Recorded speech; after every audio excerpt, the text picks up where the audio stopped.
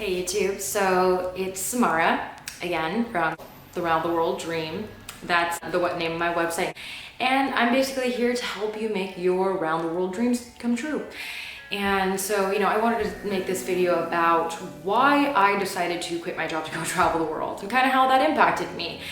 So essentially this all started when I was 19. I had gone and studied abroad in Spain, and that was the first time I'd ever actually been outside the US, and I was literally mind blown. It just completely changed the way that I view things.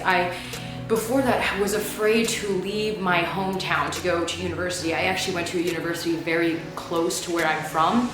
And so I was afraid to leave. I was afraid to leave because the idea of change freaked me out so much.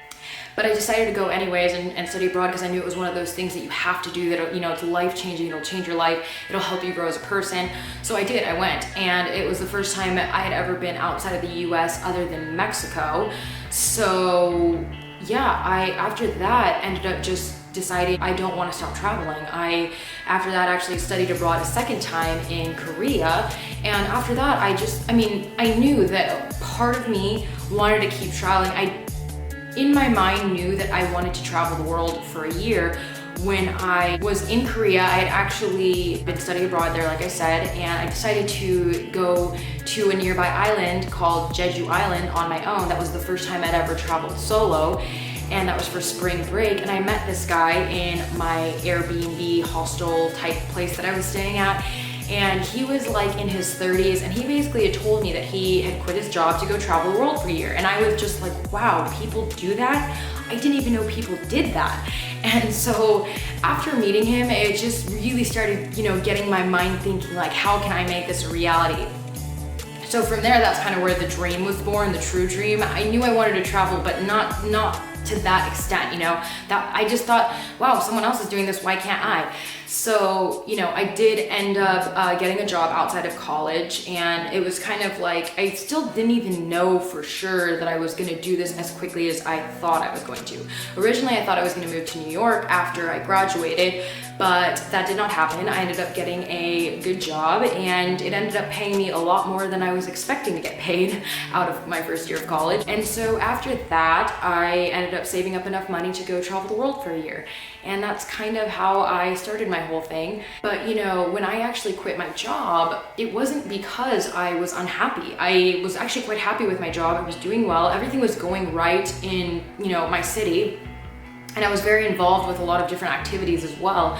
But because I had had this dream from when I was younger, I just thought, well, if I don't do this now, I'm going to regret it later. I have never wanted to live a just mundane, everyday life. I know that for some people that works for them, the whole getting married, having kids young, that wasn't really something that I wanted to do. Nothing against that if that's what you want to do, and if that's what makes you happy, then, do that.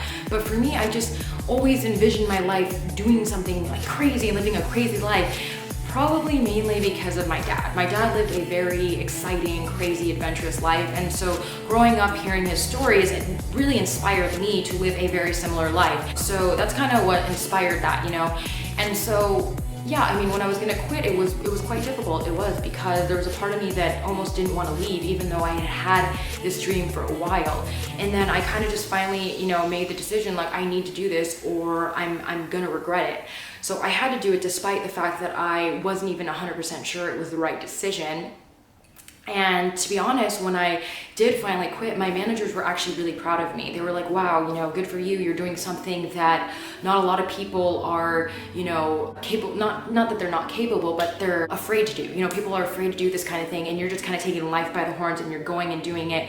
And they were really proud of me, and they actually offered me to work there again when I were to come back.